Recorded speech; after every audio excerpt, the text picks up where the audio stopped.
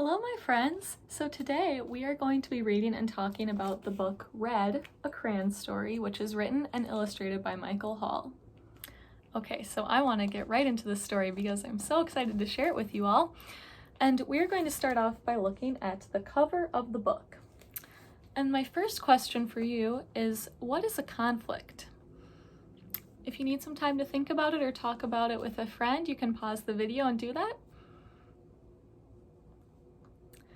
So now that you've thought about it for a little while, I would say that a conflict is defined as a struggle or a disagreement between two different groups or characters or forces that have different opinions.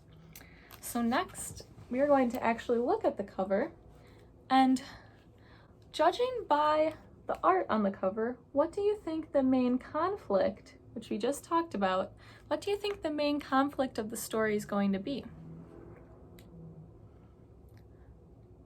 Do you notice anything different about this crayon in the middle here? I'll put it closer to the screen so you can take a look.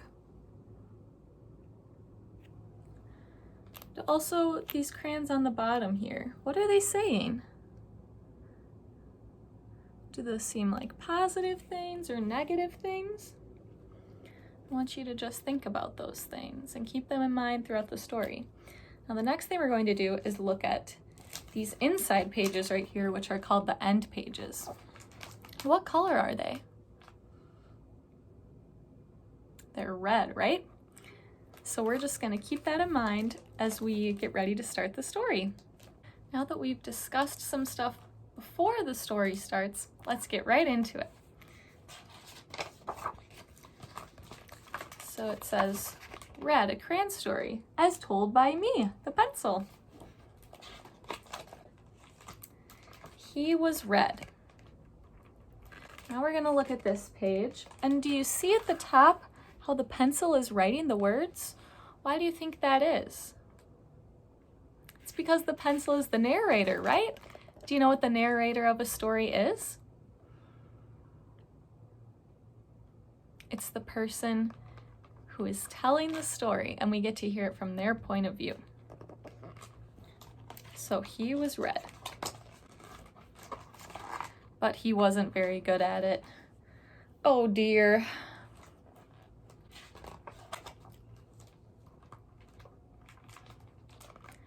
His teacher thought he needed more practice. I'll draw a red strawberry, and then you draw a red strawberry. You can do this, really. Now on this page, we're going to look at something called the font. Do you know what the font is? A font is the way the letters are stylized. What do you think the different fonts on this page mean or show? They show when a different character is speaking. So do you see on the one side when the pencil is writing, it's in more of a handwritten font. But on the side when the crayon teacher is talking, it's more of a computer typed font. And that shows when a different character is talking on this page.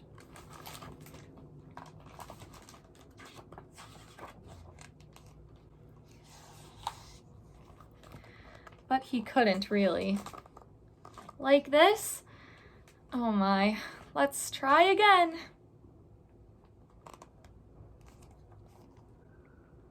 His mother thought he needed to mix with other colors. Why don't you two go out and draw a nice round orange? A really big one. A really orange one. But they made a greenish one. Yuck. Oops. His grandparents thought he wasn't warm enough. Your class is making self-portraits for Parents' Night. Wear this warm red scarf. Nice, it's so you. Now we're going to stop and talk about this page. Do you see the grandparent crayons? Why do you think they're so short? And why are they silver and gray? You can just think about that in your head, and we're going to move on.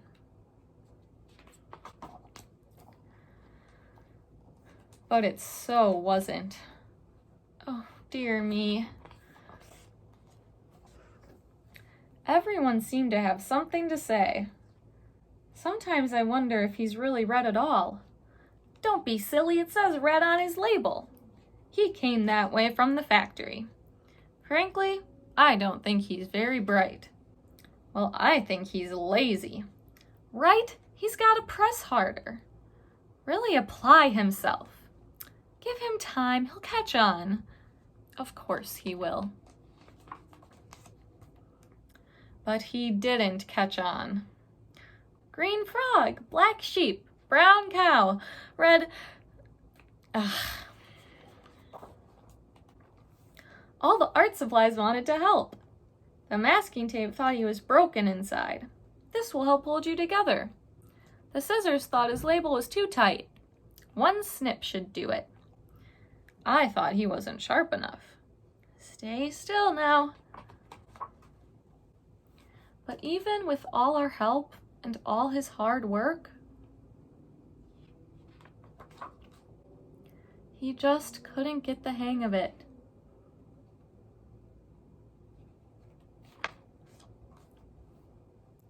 One day, he met a new friend.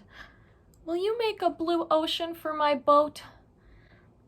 All right, we're gonna stop reading right there, and I want you to make a prediction. What do you think is gonna happen next in the story? You can pause the video and think about it for a minute. All right, now that you have your predictions, let's see what happens. He says, I can't. I'm red. Will you try? So he did. Thank you, it's perfect.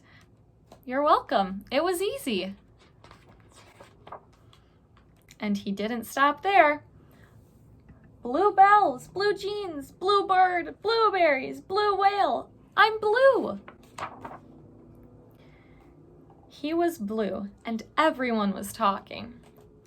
My son is brilliant. Who could have known he was blue? I always said he was blue. It was obvious. His blue ocean really lifted me.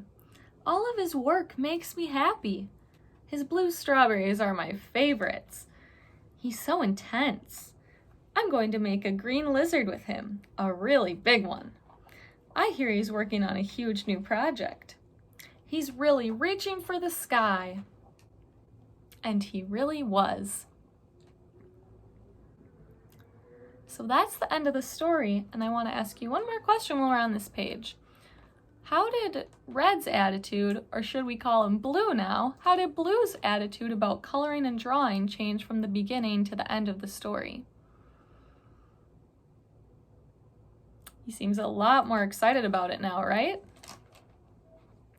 Do you remember at the beginning of the story, way back a while ago, when I asked you to look at the end pages?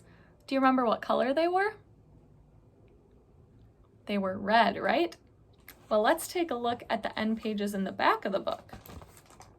They're blue. Why do you think that is? Why did they change the color like that? Now, my last question I want to ask you and leave you with to think about is, should we ever try to force someone to be something they're not? Everyone tried telling Red that he was just a red crayon and he just had to try harder. But it turned out he was really blue, right? So should we ever try to force someone to be something they're not? I'll let you think about that for as long as you need, but that's all I have for you. Thanks for listening.